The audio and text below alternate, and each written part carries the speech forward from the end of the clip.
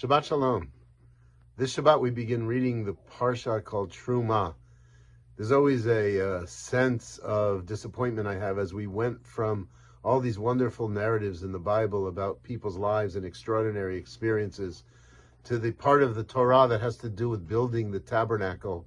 And it goes into great detail and it goes on for chapter and chapter and chapter. It plays a very central role, and there are undoubtedly a number of different reasons for it. Yet in the beginning of this section, there's some psukim, there's some verses that really teach a lot, much more than what seems to be obvious. So in the beginning it says, Vasuli mishkan ve'shachanti b'tocham. God says, they'll make for me a mishkan. That's the tabernacle. That's the little temple in the wilderness. And I will dwell b'tocham, which is translated as either within them or amongst them. Amongst them being that this structure that they're going to build, that's going to contain their center of worship, is going to be in the middle of the camp as the people travel through the wilderness.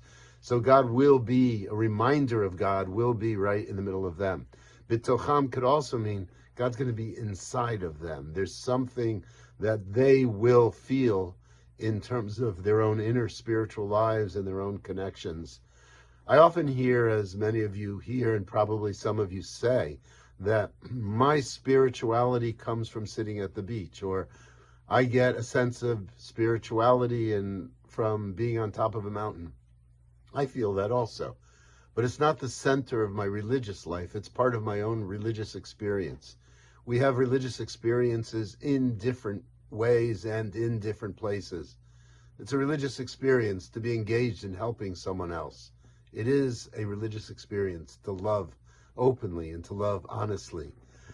And yet I think that we do need places where we gather, because our religion is in some ways defined by being part of a community with a set of laws, a set of understandings and responsibilities as to how we are to be human in the world, how we are to treat each other. What kind of people are we going to be, and how do we together respond to something which is divine? Yeah, we need sanctuaries, and they don't have to be magnificent. They don't have to be overly gauche. They just have to be places that reflect dignity and honor and respect, and a place where we can come together as a community, come together as a people, and say that God does dwell amongst us. God does dwell within us. God is found, according to a great Hasidic rabbi, wherever people let him in.